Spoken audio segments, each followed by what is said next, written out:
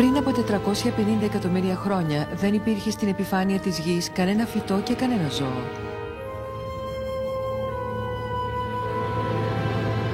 Η γη δεν ήταν παρά μια απέραντη έρημος. Ο ωκεανός από την άλλη πλευρά έσφιζε από ζωή. Οι πρόγονοί μας εκείνη την εποχή ήταν ένα είδος πρωτόγονου ψαριού. Πολύ σύντομα θα άφηναν αυτό το περιβάλλον στο οποίο είχε πρωτοπαρουσιαστεί η ζωή. Και αυτό που θα τους ανάγκαζε να φύγουν ήταν οι συνεχείς βίαιες κινήσεις του φλοιού της γης. Οι ήπειροι μετακινούνταν και ο πυθμένας του ωκεανού δεχόταν σποραδικές αναταραχές. Τα ψάρια έπρεπε να προσαρμοστούν.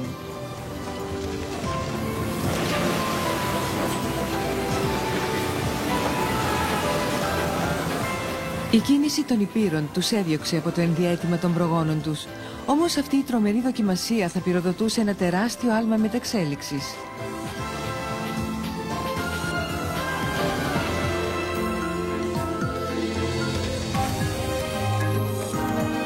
Προπολού η φυτική ζωή είχε ήδη εισβάλει στη στεριά.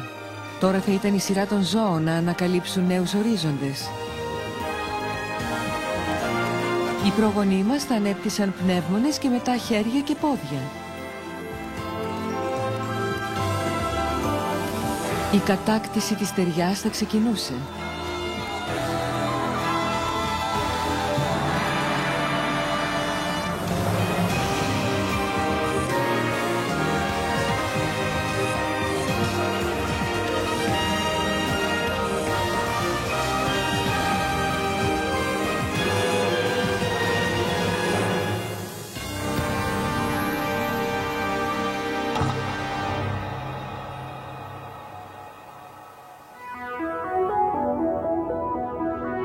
Να ο πλανήτης μας πριν από 450 εκατομμύρια χρόνια, πριν η ζωή μεταναστεύσει έξω από το νερό.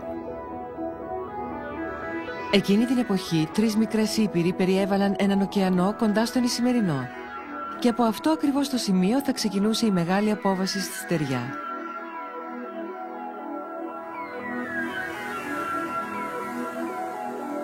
Αυτός ο ωκεανός ονομάζεται Λάπετους. Τα ρηχά νερά του που θερμαίνονταν από τον ήλιο ήταν ένας πραγματικός παράδεισος ζωής.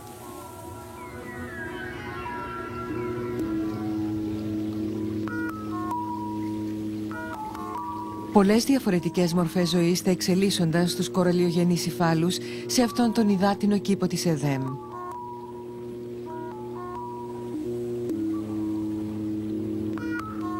Σε αυτό το σημείο της ιστορίας, οι πρόγονοί μας ανήκαν σε ένα είδος που ονομαζόταν αρανδασπής, που ήταν το πιο παλιό γνωστό σπονδυλωτό ψάρι. Έζησε πριν από 450 εκατομμύρια χρόνια.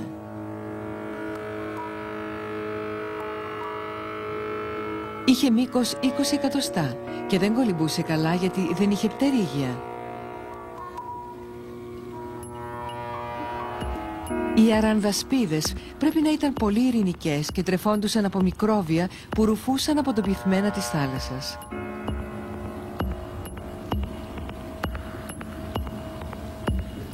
Αλλά το ψάρι δεν θα απολάμβανε αυτή την ξεγνιασιά για πολύ.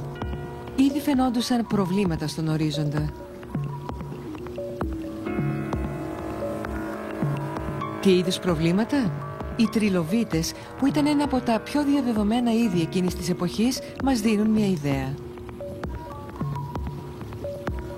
Υπήρχε μεγάλη ποικιλία αυτών των ζώων. Μερικά σέρνονταν στον πυθμένο του ωκεανού και άλλα κολυμπούσαν ελεύθερα κάτω από το νερό. Αλλά από ένα σημείο και μετά όλα άρχισαν να δείχνουν σημάδια αλλαγής.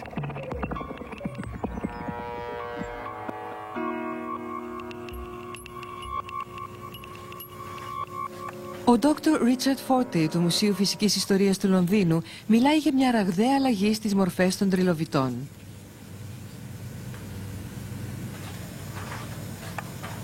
Βασικά στην αρχή ήταν επίπεδοι. Ξαφνικά άρχισαν να αναπτύσσουν νέες και ποικίλες μορφές.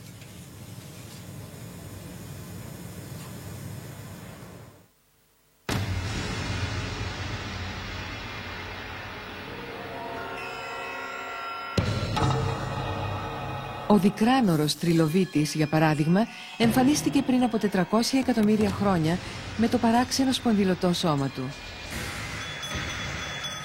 Τι θα μπορούσε να προκαλέσει μια τέτοια αλλαγή στους τριλοβίτες? Είναι σχεδόν βέβαιο ότι ήταν μια αντίδραση, μια αμυντική αντίδραση στη μεγάλη πίεση που δέχονταν από διάφορα αρπακτικά. Η ζωή των τριλοβιτών είχε γίνει πιο σκληρή και μια αντίδρασή τους ήταν να αυξήσουν την προστατευτική πανοπλία τους.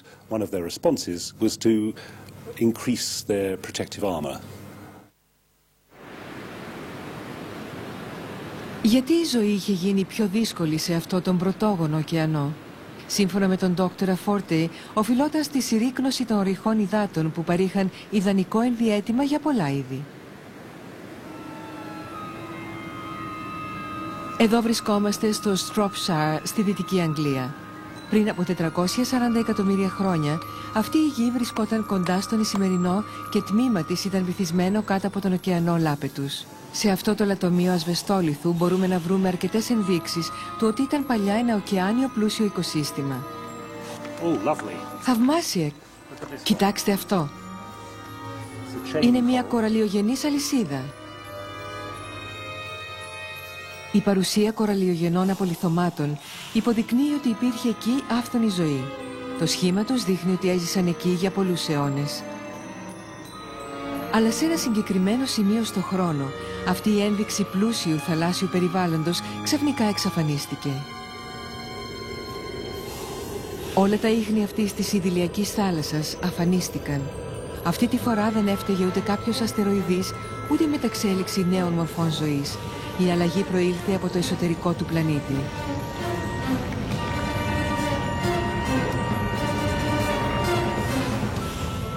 Στα έγκατα της γης οι θερμοκρασίες φτάνουν αρκετούς χιλιάδες βαθμούς. Αυτή η ακραία θερμότητα προκαλεί μια αργή μετακίνηση του μανδύα της γης.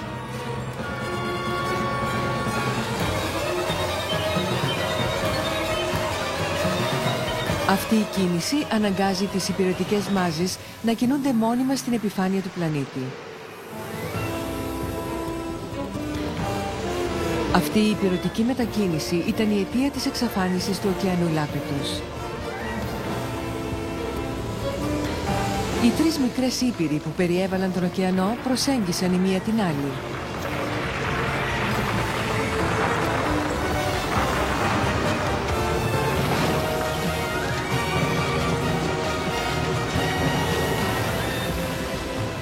Τότε, μετά από μια σειρά κατακλυσμών, η επιφάνεια των ωκεανών συρρικνώθηκε εξαιτίας της μετακίνησης των ηπείρων. Επειδή τα κοράλια δεν μπορούσαν να κινηθούν, τα περισσότερα καταστράφηκαν. Μερικά ψάρια κατόρθωσαν να διαφύγουν, αλλά το ενδιαίτημά τους μειώθηκε σε μικρές ζώνες κοραλιογενών υφάλων.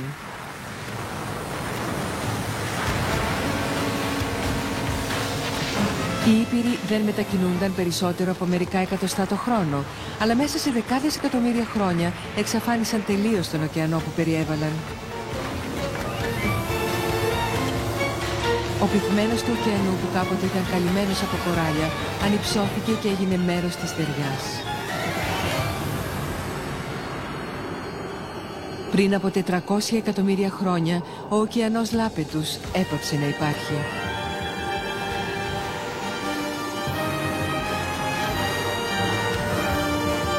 Οι τρεις υπηρετικές μάζες συγχωνεύτηκαν σε μία ήπειρο. Οι κοραλένιες θάλασσες που αποτελούσαν το ευνοϊκό περιβάλλον των τριβολιτών και των ψαριών συνέχισαν να υπάρχουν μόνο στην περίμετρό της.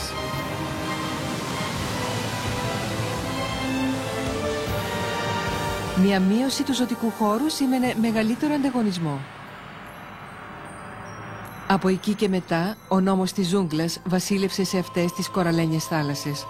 Ο Dr. Φόρτε πιστεύει ότι αυτό εξηγεί τη μεταμόρφωση των τριβολιτών.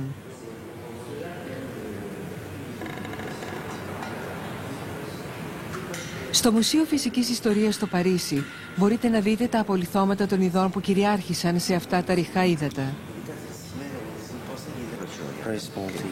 Ο καθηγητής Ντάνιελ Γκουζέ είναι ειδικός στους αναμφισβήτητους κυριάρχους αυτού του περιβάλλοντος. Ήταν τα πλακόδερμα, ένα είδος ψαριών εφοδιασμένα με ισχυρά σαγόνια.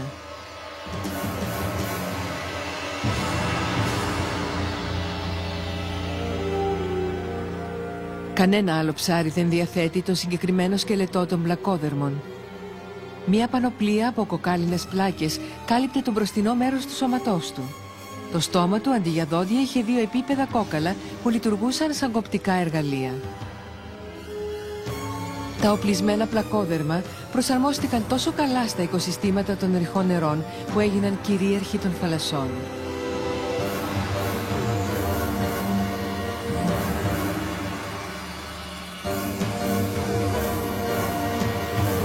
Ο δαγκλώστεος ήταν ένα πλακόδερμο που ανέπτυξε τεράστιο μέγεθος. Υπήρξαν είδη που έφτασαν τα 6 μέτρα. Οι πρόγονοί μας ήταν ανυπεράσπιστοι μπροστά σε τέτοια αρπακτικά. Οι οστεοϊχθείς ήταν και αυτοί εκεί, αλλά βρισκόντουσαν τελείως κάτω από την κυριαρχία αυτών των πλακόδερμων που είχαν προσαρμοστεί σε όλα τα περιβάλλοντα. Αντιπροσωπεύουν περίπου το 75 με 80% που βρίσκεις στο Δεβόνιο.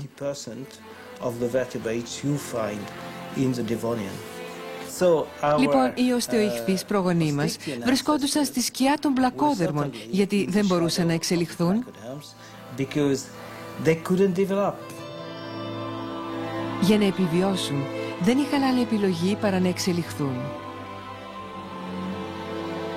60 εκατομμύρια χρόνια αργότερα, οι ειρηνικές αρανδασπίδες μεταμορφώθηκαν σε ιχθύς που ονομάζονταν εσθενόπτερα. Είχαν πτερίγια και κολυμπούσαν καλά. Αυτό όμως δεν αρκούσε για να κυριαρχήσουν στον υπάρχοντα ανταγωνισμό.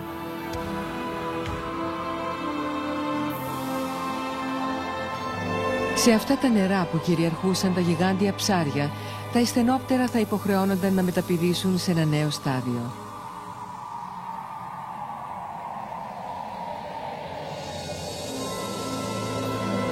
Αυτό το στάδιο ήταν τόσο σημαντικό που θα τους επέτρεπε να εγκαταλείψουν τον ωκεανό στον οποίο ο ανταγωνισμός ήταν αμήλικτος. Αλλά σε ποιους άγνωστους ορίζοντες θα δραπέτευαν τα εσθενόπτερα?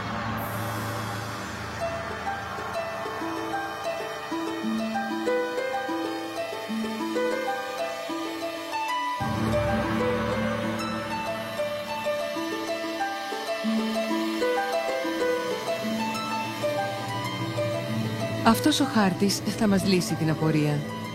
Δείχνει πού ανακαλύφθηκαν τα απολιθώματα των εσθενόπτερων και των απογόνων τους.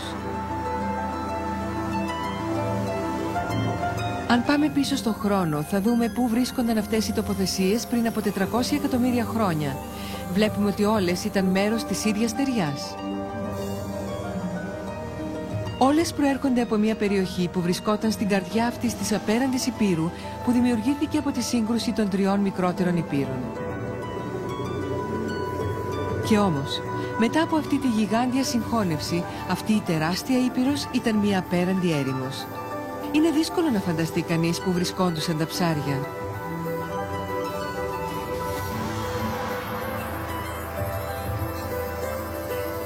Σε ένα τόσο εχθρικό περιβάλλον, πού μπορούσαν οι προγονείς μας να βρουν καταφύγιο? Βέβαια, έχουμε κάποια ένδειξη.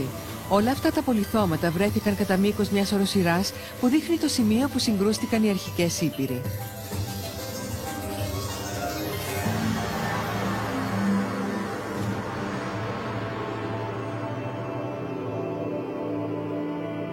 Εδώ βρισκόμαστε στα φιόρδ Σόνια στη Νορβηγία.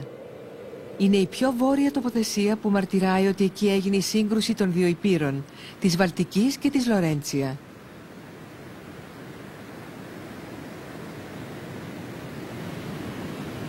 Τα εντυπωσιακά τοπία αυτού του φιόρδ αποτελούνται εν μέρει από αρχαίες διαστρωματώσεις βράχων που δείχνουν την ακραία βία αυτών των υπηρετικών δονήσεων. Τα τσακίσματα που βλέπουμε σε αυτά τα στρώματα λέγονται πτυχώσεις. Δείχνουν πώς συμπεριφέρεται η γη όταν συγκρούονται δύο ήπειροι.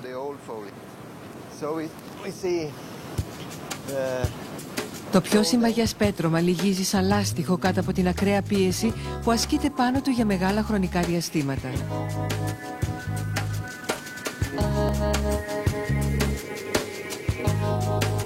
Πτυχώσεις των πετρωμάτων μπορούν να παρατηρηθούν σε διάφορα μέρη του πλανήτη όπου έχουν συγκρουστεί ήπειροι.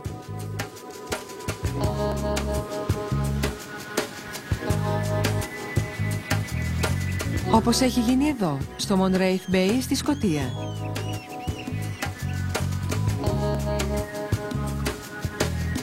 Πριν από 430 εκατομμύρια χρόνια, αυτό αποτελούσε μέρος του ωκεανού Λάπετους.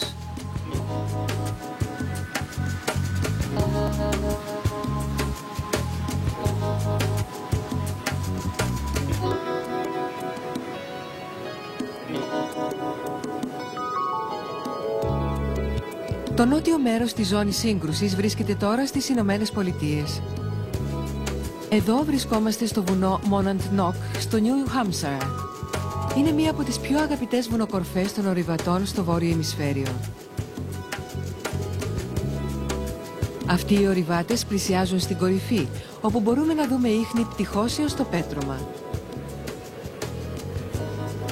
Έτσι, ένα βραχώδες πέρασμα εκτείνεται για πολλά χιλιάδες χιλιόμετρα από την Νορβηγία στις Ηνωμένες Πολιτείες. Οι κολοσιαίες δυνάμεις που προκάλεσαν αυτές τις πτυχώσεις μεταμόρφωσαν και το χερσαίο τοπίο.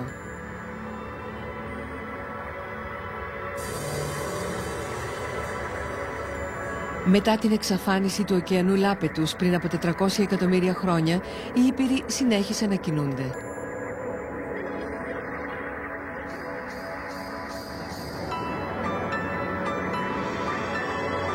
Σε κάθε σημείο επαφής που η γη συμπιεζόταν από τις δύο συγκρουόμενες δυνάμεις, σταδιακά ανυψωνόταν.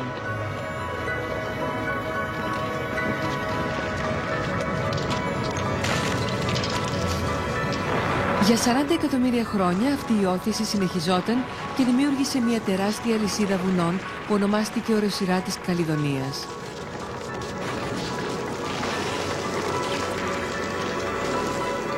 Οι επιστήμονες πιστεύουν ότι εκείνη την εποχή ήταν τόσο ψηλή όσο είναι σήμερα τα Ιμαλάια, με κορφές που ξεπερνούσαν τα 8.000 μέτρα.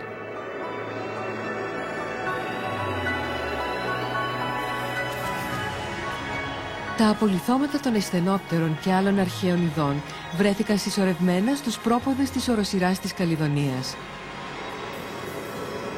Αλλά γιατί στο συγκεκριμένο αυτό σημείο? Όταν δημιουργήθηκε αυτή η τεράστια οροσειρά, δημιούργησε ένα νέο εμπόδιο που μπλοκάρισε το πέρασμα των σύννεφων και προκάλεσε καταρρακτώδεις βροχές που έπεφταν στις πλαγιές της. Τα νερά που κυλούσαν στις πλαγιές δημιούργησαν ποταμούς.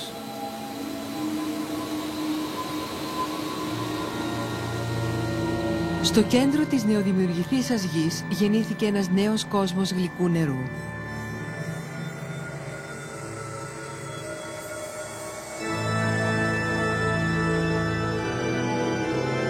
Για τα ψάρια που πολεμούσαν να επιβιώσουν στα ρηχά νερά που περιέβαλαν την Ήπειρο, αυτές οι μεγάλες υδάτινες δίωδοι που χύνονταν στη θάλασσα προσέφεραν ένα ανέλπιστο καταφύγιο.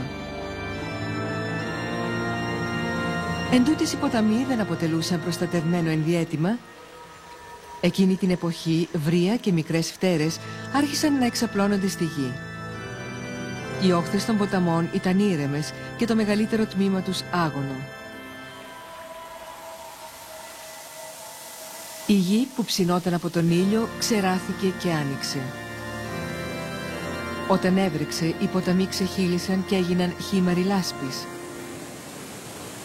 Αυτά τα αρχαίγωνα νερά δημιουργούσαν ένα πολύ ασταθές περιβάλλον και επομένως δεν ήταν εύκολο για τα ψάρια να το κατακτήσουν.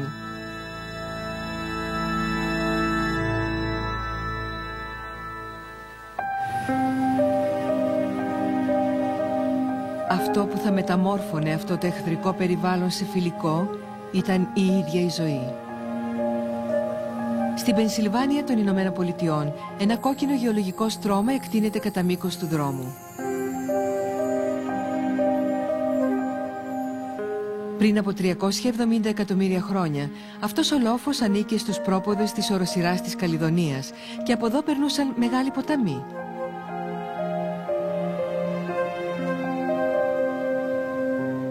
Σε αυτά τα στρώματα ανακαλύφθηκαν απολιθώματα. Απολιθώματα ειδών που βοήθησαν τα ψάρια να μεταναστεύσουν στα γλυκά νερά.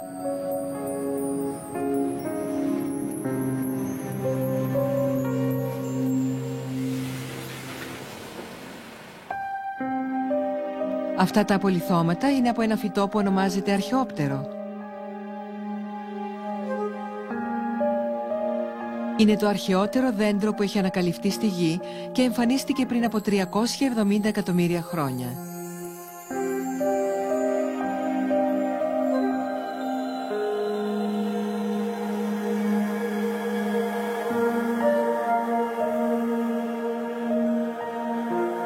Το αρχαιόπτερο έμοιαζε με κονοφόρο δέντρο και ήταν το πρώτο δέντρο στην ιστορία της γης που είχε κορμό.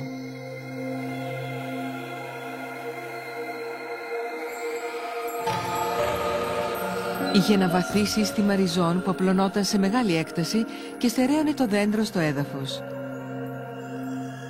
Ο κορμός του χόντρενε κάθε χρόνο και μπορούσε να φτάσει μέχρι 20 μέτρα ύψος.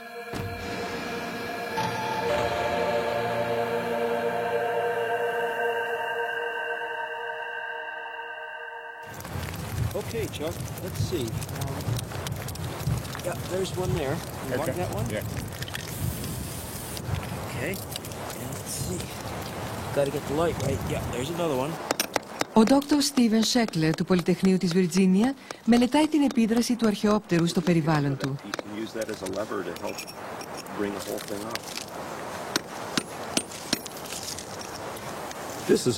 Αυτό είναι ένα κούτσουρο από αρχαιόπτερο και είναι τυπικό δείγμα των δέντρων εκείνης της εποχής.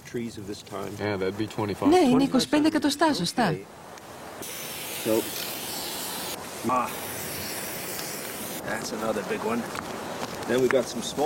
Αυτοί οι επιστήμονες σημαδεύουν τη θέση κάθε δέντρου για να υπολογίσουν την πυκνότητα αυτού του δάσους.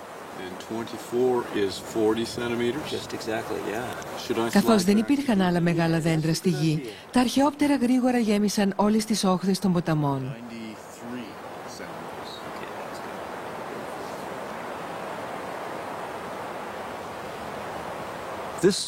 Αυτό το νέο δάσος πίσω μας μοιάζει πολύ με το πρώτο δάσος αρχαιοπτέρων. Αυτά τα γυμνά δέντρα με λευκή φλούδα πρέπει να έχουν το ίδιο μέγεθος με τα πρώτα αρχαιόπτερα. Τα αρχαιόπτερα λοιπόν μεταμόρφωσαν όλο το οικοσύστημα. Το πρώην ανοιχτό περιβάλλον με την περιορισμένη παραγωγικότητα έγινε ένα πλούσιο σε βλάστηση περιβάλλον με μεγάλη παραγωγικότητα.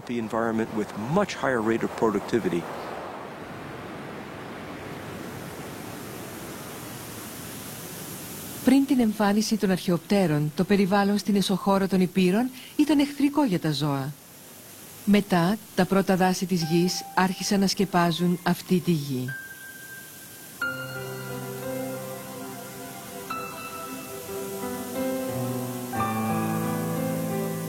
Το έδαφος, που μέχρι εκείνη τη στιγμή ψινόταν από τον ήλιο, τώρα δροσιζόταν από τη σκιά αυτών των δέντρων. Μέσα στα δάση δημιουργήθηκαν βάλτοι και λίμνες. Σε αυτό το νέο κόσμο του γλυκού νερού είχαν δημιουργηθεί πολλές κατοικήσιμες ζώνες για υδρόβια πλάσματα.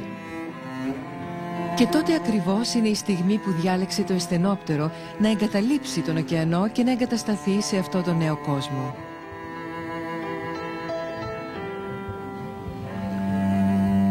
Αλλά τα αρχαιόπτερα θα έπαιζαν και έναν άλλο κρίσιμο ρόλο. Τα φύλλα τους που έπεφταν θα παρήχαν μια πολύτιμη πηγή τροφής για τα ψάρια. Τα φύλλα των αρχαιόπτερων αποσυντίθενται σε βακτήρια, παρέχοντας τροφή στην υδρόβια ζωή.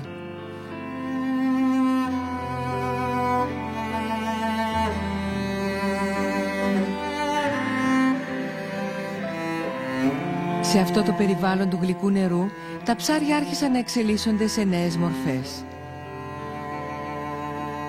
Η εμφάνιση των δασών γέννησε ένα νέο καταπράσινο κόσμο, στον οποίο τα πιο αδύναμα ζώα που διέφυγαν από τον ωκεανό μπορούσαν να βρουν καταφύγιο. Για τους προγόνους μας, το δάσος των αρχαιοπτέρων στο οποίο βρήκαν καταφύγιο ήταν ένας πραγματικά γενναιόδωρος προστάτης.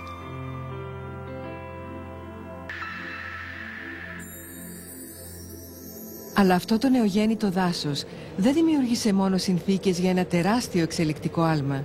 Επέφερε και πολλές καταστροφές. Για να δούμε τι προβλήματα αντιμετώπισε η ζωή σε αυτούς τους νεογέννητους βαλτότοπους, θα πρέπει να πάμε στη Νότια Αμερική.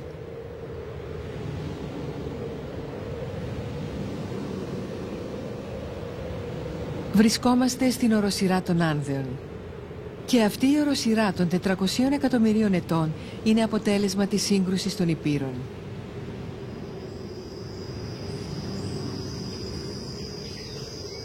Στους πρόποδες αυτών των βουνών υπάρχει ένας κόσμος απέραν των δασών και πλούσιων νεροσυρμών, ο Αμαζόνιος.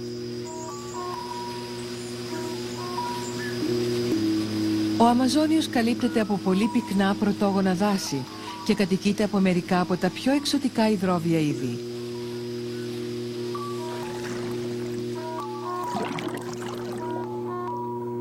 Αυτό το πλέκο με την πανοπλία μας θυμίζει κάποια προϊσταρικά ψάρια και την αυτοκρατορική αροουάνα με τα μοναδικά της χαρακτηριστικά.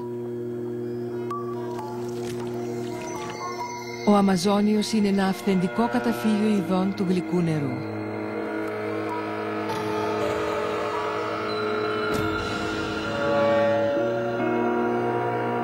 Εδώ επίσης, τα καλυμμένα με νερό φύλλα και κλαδιά είναι μια πολύτιμη πηγή τροφής για τα ψάρια. Η οργανική ύλη από τα δάση τρέφει ολόκληρο το πλούσιο οικοσύστημα του Αμαζονίου.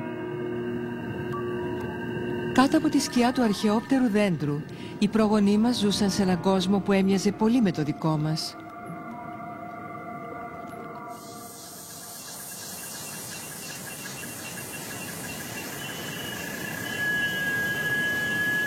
Αλλά στον Αμαζόνιο, ο μήνας Ιούνιος σηματοδοτεί το ξεκίνημα μιας δύσκολης εποχής για τα ψάρια.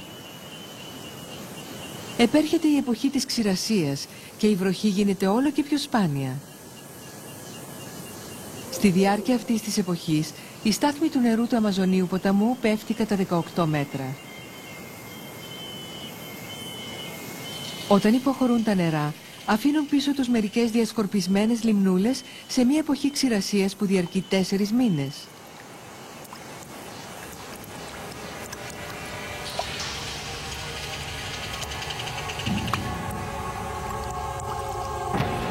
Αυτά τα ψάρια ανέρχονται στην επιφάνεια για να αναπνεύσουν, γιατί δεν υπάρχει πλέον αρκετό οξυγόνο στο νερό.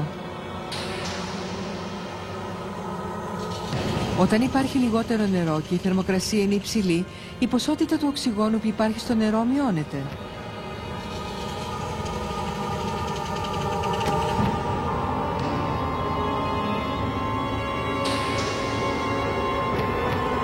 Υπήρχαν και πριν από 370 εκατομμύρια χρόνια τέτοιες εποχές ξηρασίας που επηρέασαν τους πρόσφυγες των γλυκών νερών.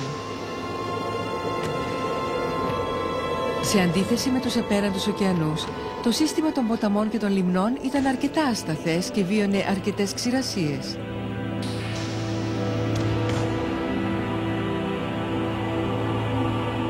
Τα αρχαιόπτερα που προηγούμενα προσέφεραν άπειρα ωφέλη, στη διάρκεια της ξηρασίας θα γίνονταν πηγή προβλημάτων.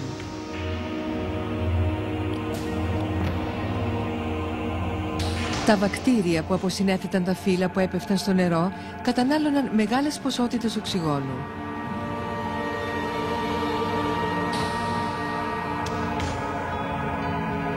Έτσι, η μεγάλη πρόκληση που αντιμετώπιζε η ζωή σε αυτό το περιβάλλον του γλυκού νερού ήταν η έλλειψη οξυγόνου.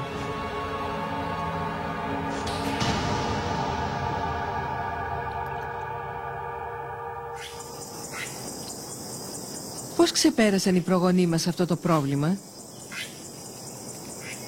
Και πάλι ο Αμαζόνιος θα μας δώσει την απάντηση.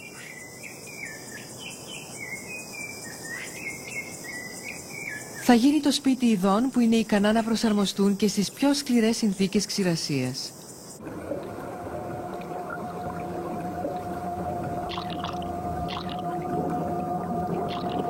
Το ψάρι που μόλις έβγαλε το κεφάλι του έξω από το νερό αναπνέει χάρη στους πνευμονές του.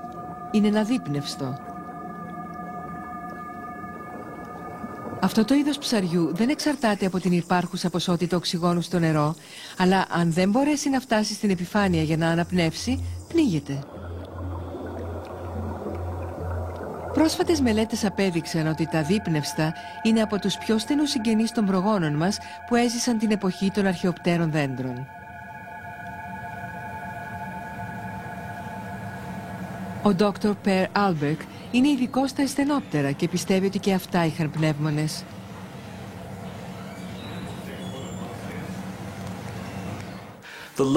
Τα πνευμονόψαρα μετακόμισαν στα γλυκά νερά των βαλτότοπων την ίδια εποχή με τα πρώτα τετράποδα.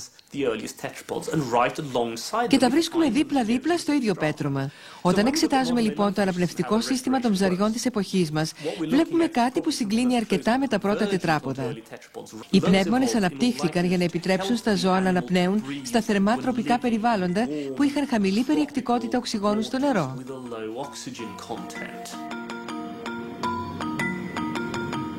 Οι επιστήμονες προσπάθησαν να εχνηλατήσουν την εξέλιξη των πνευμόνων στα προϊστορικά ψάρια. Πρώτα, μεγεθύνθηκε το πρώτο μέρος του ισοφάγου που έγινε ένας ατροφικός πνεύμονας. Μετά, όταν τα ψάρια μετανάστευσαν από τον ωκεανό στα γλυκά νερά, αυτές οι αποφύσεις βελτιώθηκαν αρκετά. Το εσωτερικό αυτών των νέων οργάνων έγιναν αιμοφόρα αγγεία που τους επέτρεπαν να απορροφούν περισσότερο οξυγόνο. Αυτή η δραματική αλλαγή του περιβάλλοντος από αλμυρό σε γλυκό νερό και η μεταβολή στην περιεκτικότητα του οξυγόνου του νερού ανάγκασαν τα ψάρια να αναπτύξουν αναπνευστικά όργανα όπως είναι οι πνεύμονες. Αυτή η προσαρμογή θα άνοιγε το δρόμο για το επόμενο άλμα μετεξέλιξης. Η ζωή ήταν τώρα έτοιμη να αφήσει το ωκεάνιο λίκνο της και να απλωθεί σχεδόν σε όλα τα περιβάλλοντα, τόσο στη στεριά όσο και στον αέρα.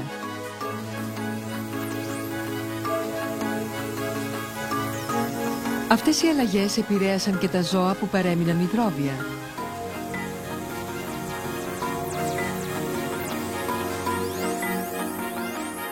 Τα περισσότερα ψάρια που παρατηρούμε σήμερα είναι απόγονοι των πρώτων ψαριών με πνεύμονες που έζησαν στα γλυκά νερά. Οι ατελείς πνεύμονες τους εξελίχθηκαν σε αεροθύλακες.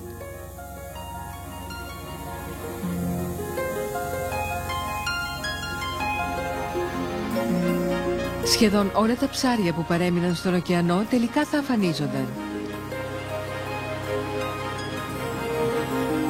Το άδειο οικολογικό βασίλειο σύντομα θα γέμιζε από εκείνα τα ψάρια που είχαν καταφύγει στα γλυκά νερά και είχαν αποκτήσει πνεύμονες.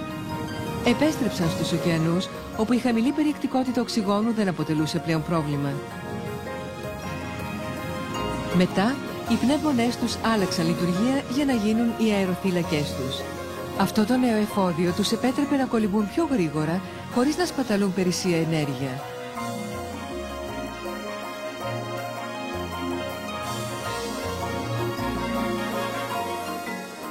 Έτσι λοιπόν, αυτός ο νέος κόσμος του δάσους και του γλυκού νερού στους πρόποδες της οροσειράς της Καλιδονίας ήταν το δεύτερο λίκνο μας μετά τον προϊστορικό ωκεανό.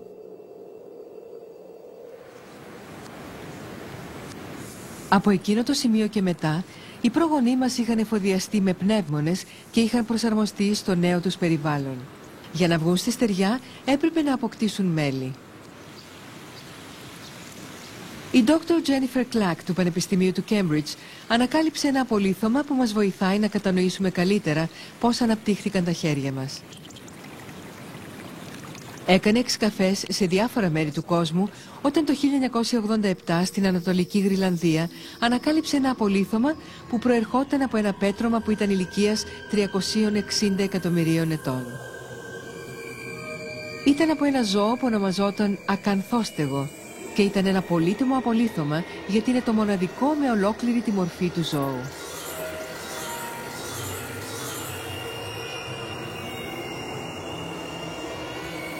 Προς μεγάλη της έκπληξη, αυτό το ζώο είχε εμφανώς αναπτύξει χέρια και δάκτυλα. Είναι η πιο αρχαία μορφή ζωής που είναι εφοδιασμένη με χέρια που έχει βρεθεί μέχρι σήμερα.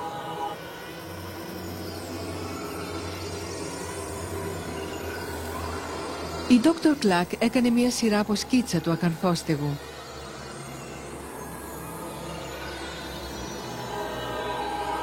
Η Ήταν ένα παράξενο ζώο που έμοιαζε με ψάρι με χέρια και πόδια. Είχε μήκος περίπου 1 μέτρο. Η ουρά του έμοιαζε με πτερίγιο ουράς ψαριού, αλλά το κρανίο του ήταν πολύ μεγαλύτερο από ψαριού και ο λαιμός του πιθανότατα ήταν αρθρωτός.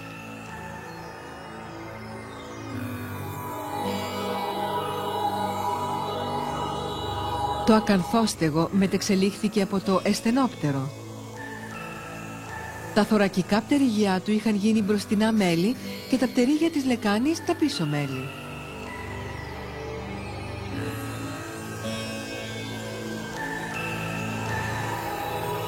Τι συνέβη στα προηγούμενα εκατομμύρια χρόνια και δημιούργησε μια τέτοια μετεξέλιξη?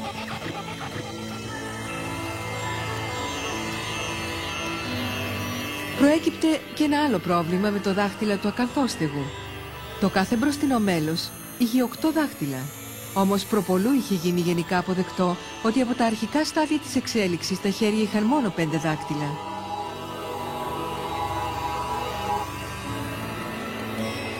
Οι επιστήμονες πίστευαν επίσης ότι χέρια με δάκτυλα εμφανίστηκαν μετά τη μετανάστευση των ζώων στη στεριά.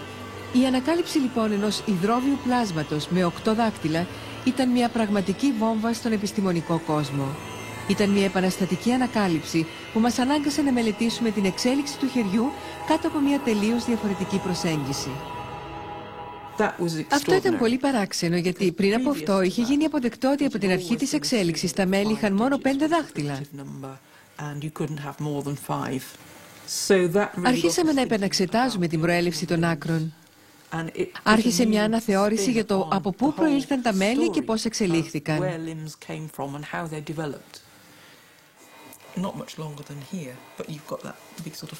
Στην αρχή, η Dr. Clark πίστεψε ότι τα χέρια και πόδια εμφανίστηκαν για να περπατήσουν τα ζώα στη στεριά. Όμως μετά από μια ανάλυση του σκελετού, αυτή η υπόθεση απορρίφθηκε.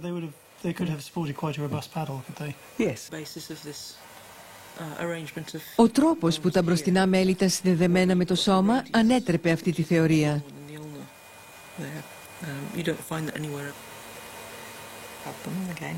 Τα μπροστινά μέλη του ακανθόστεγου έβγαιναν οριζόντια από το σώμα. Είναι αδύνατο για τα μέλη από αυτή τη θέση να στηρίξουν το βάρος του σώματος στη στεριά, όπου η έλξη της βαρύτητας είναι μεγαλύτερη. Το βραχιόνιο, η κερκίδα και η ολένη είναι στερεωμένα σε μια κλίση που δεν επιτρέπει στο μέλος του σώματος να λυγίζει έτσι. Οι αρθρώσεις εδώ και εκεί υποδηλώνουν ότι τα χέρια μεταφέρονταν πλάγια και ότι δεν ασκούσαν τη λειτουργία στήριξης βάρους.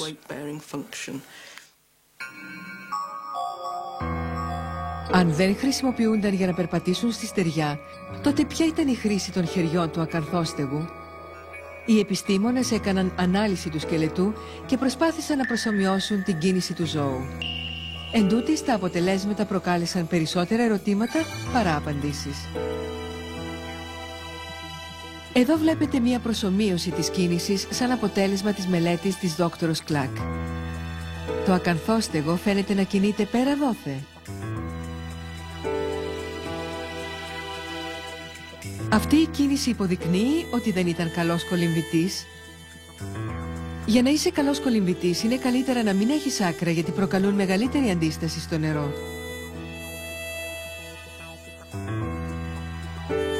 Για ποιο λόγο τότε το ακανθόστεγο ανέπτυξε χέρια και πόδια? Πώς λύνεται αυτό το ένιγμα?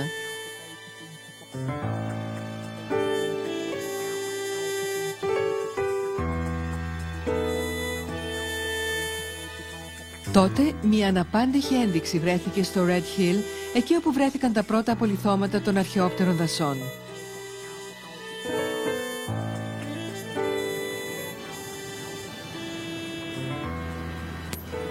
Βρήκαν πολλά απολιθώματα ψαριών σε αυτή την περιοχή. Αυτά τα ψάρια ήταν τα πρώτα πλάσματα που έκαναν το μεγάλο άλμα μπροστά, με το οποίο απέκτησαν πνεύμονες. Το 1998, ο Dr. Ted Dassler της Ακαδημίας των Φυσικών Επιστημών της Φιλαδέλφια βρήκε μερικά μεγάλα δόντια ψαριών εδώ, που είχαν μήκος μεγαλύτερο από 8 εκατοστά.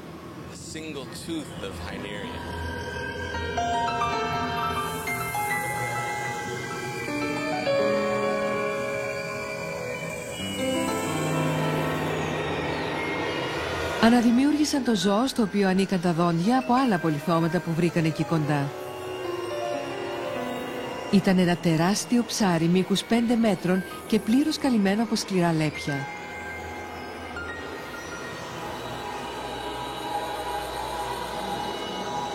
Το όνομά του ήταν η Νέρια και ήταν το πιο εντυπωσιακό από όλα τα σαρκοφάγα δείπνευστα εκείνης της εποχής και πιθανότατα ήταν ο αναμφισβήτητος βασιλιάς των ποταμών.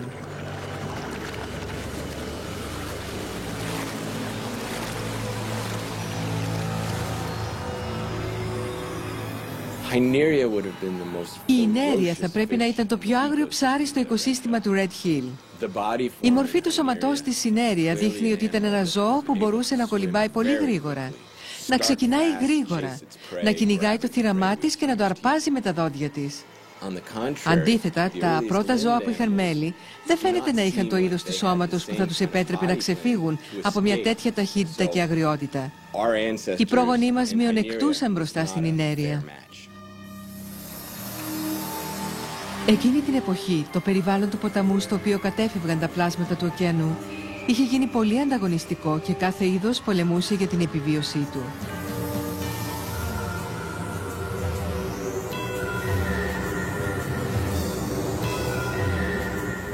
Το ακανθόστεγο, που ήταν πολύ μικρότερο από την 5μέτρη Νέρια, ήταν πολύ ευάλωτο. Έτσι και το έβλεπε η Νέρια, δεν θα είχε καμία ελπίδα να γλιτώσει το θάνατο.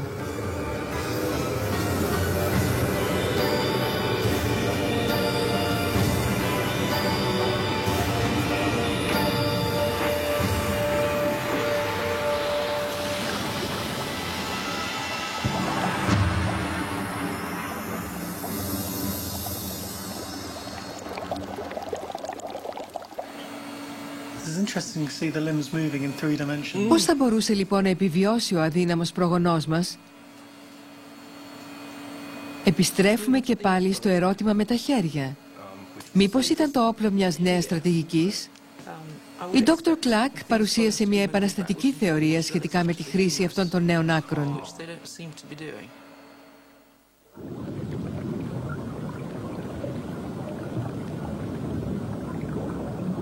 Ένα μικρό ψάρι της εποχής μας την οδήγησε στο σωστό μονοπάτι.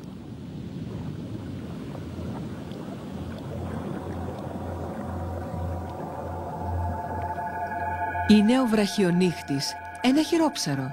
Ζει στο πυθμένα της θάλασσας, έχει μήκος 10 εκατοστών και κινείται ευκίνητα με τα πτερίγια του σαν να ήταν χέρια ή πόδια. Τα χρησιμοποιεί για να προωθείται αργά κατά μήκος του πυθμένα ή να πιαστεί στους βράχους και να περιμένει το θύραμά του.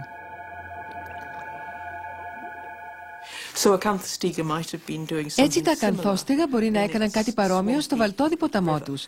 Μπορούσαν να σπρώχνουν αγριόχορτα και άλλα φυτά, κάτι που δεν μπορούσαν να το κάνουν με πτερίγια. Ήταν ένα περιβάλλον που έμοιαζε πολύ με τα τροπικά δάση του Αμαζονίου. Πρέπει να φανταστείτε ένα βαλτότοπο με μεγάλη υποθαλάσσια βλάστηση και φύλλα που έπεφταν από τα δέντρα που υπήρχαν στις όχθες.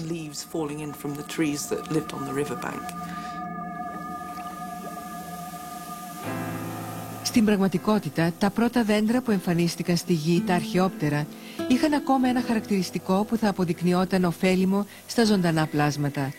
Όταν έχαναν τα φύλλα τους, έπεφτε και ολόκληρο το κλαδί. Εκείνη την εποχή, πολλά κλαδιά στιβάζονταν στον πυθμένα του νερού.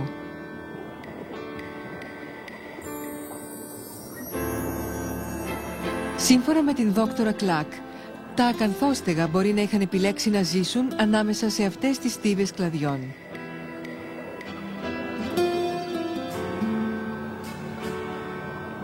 Έχοντας περιορισμένους τρόπους άμυνας, έπαψαν να κολυμπούν στα ανοιχτά των ποταμών και των λιμνών και ζούσαν κρυμμένα κοντά στις ακτές.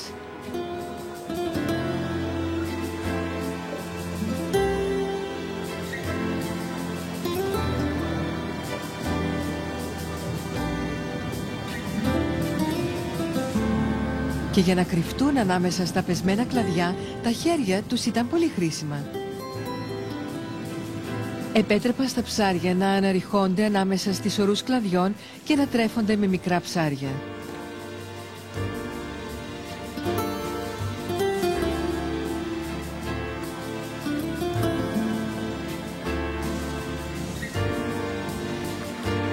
Όταν λοιπόν οι προγονείς μας βρέθηκαν αντιμέτωποι με γιγάντια αρπακτικά όπως η ινέρια, δεν προσπάθησαν να τα ανταγωνιστούν αναπτύσσοντας ακόμα μεγαλύτερα δόντια, αλλά επέλεξαν ένα πιο ειρηνικό μονοπάτι για να αποφύγουν την αναμέτρηση.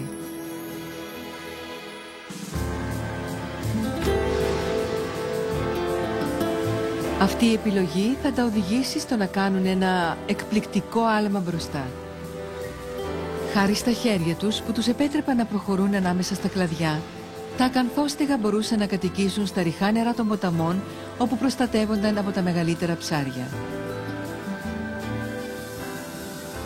Ultimately, once you've got these Τελικά, όταν έχεις αυτούς τους ενδιάμεσους τύπους προσαρμογής που δεν ταιριάζουν απόλυτα για επιβίωση ούτε στη γη ούτε στο νερό, αλλά μερικώς και στα δύο, τότε μπορείς βαθμιαία να προσαρμόζεσαι για όλο και περισσότερο προς την πλευρά της ταιριάς.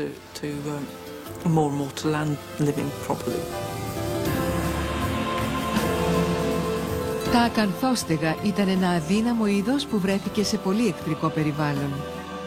Αν παρέμεναν στο νερό, είναι σίγουρο ότι δεν θα είχαν απογόνους.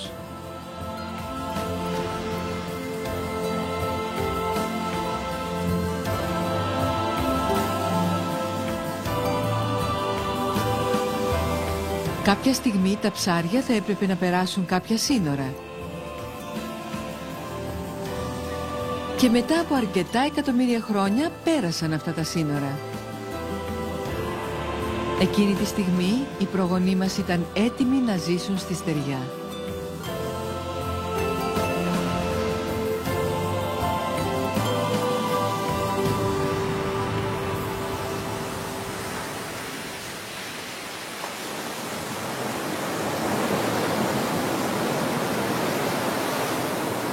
Το νησί της Βαλένθια βρίσκεται δυτικά της Ιρλανδίας, αλλά κάποτε αποτελούσε μέρος του βαλτότοπου που απλωνόταν στους πρόποδες της οροσειράς της Καλιδονίας. Το 1992, αρχαιολογικές εξκαφές στις ακτές του νησιού ανακάλυψαν μια σειρά αποτυπωμάτων που άφησαν οι μακρινοί προγονείς μας. Συνολικά βρήκαν 260 και ανήκαν σε ένα ζώο που περπατούσε πρώτα με το δεξί του πόδι και μετά με το αριστερό.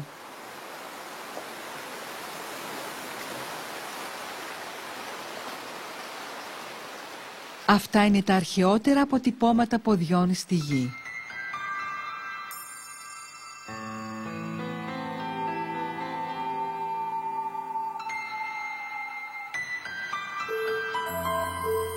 Οι επιστήμονες πιστεύουν ότι το πρώτο ζώο που περπάτησε στη γη εμφανίστηκε πριν από 360 εκατομμύρια χρόνια.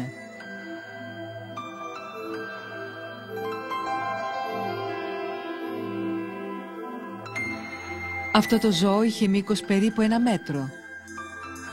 Ονομάστηκε Πετέρμπες και ήταν απόγονος των ακανθόστεγων.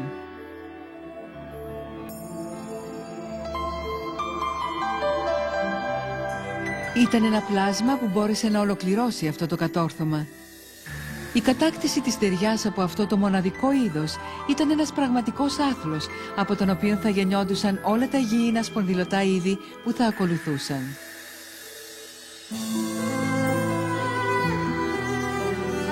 Εξαιτίας της μετακίνησης των υπήρων, η ζωή οδηγήθηκε στην εξερεύνηση της επιφάνειάς τους. Και σε αυτή τη μετακινούμενη γη αναπτύχθηκε η διαδικασία μετεξέλιξης που θα οδηγούσε σε εμάς. Στη στεριά η μεταξέλιξη ακολούθησε μια εντυπωσιακή αντιμετώπιση. Οι επιφάνειες των υπήρων προσέφεραν πολύ πιο ποικίλα περιβάλλοντα από ό,τι ήταν οι πυθμένες των ωκεανών. Με το άνοιγμα του ορίζοντα της μεταξέλιξης, νέα είδη αναπτύχθηκαν ραγδαία.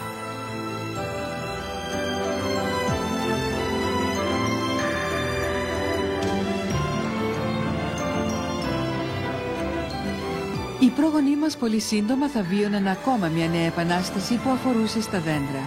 Αυτή συνέβη πριν από 60 εκατομμύρια χρόνια και αυτή τη φορά τα δέντρα θα ήταν τα αγκιόσπερμα, τα δέντρα που θα είχαν φρούτα.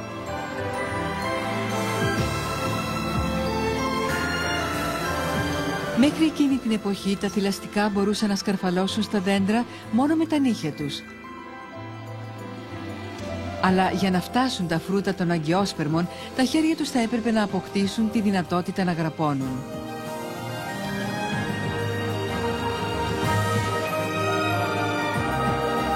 Όταν μετακινήθηκε η θέση του αντίχειρα για να μπορεί το χέρι να πιάνει, τότε ξεκίνησε η εποχή των πρωτευόντων θηλαστικών, της οικογενείας μας.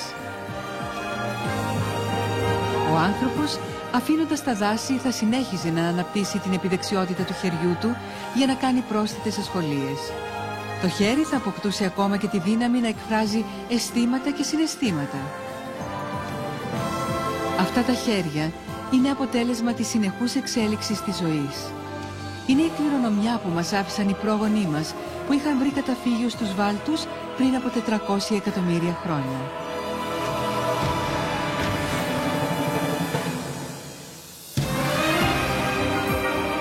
Αφήγηση Λιδία Ψιλοβίκου.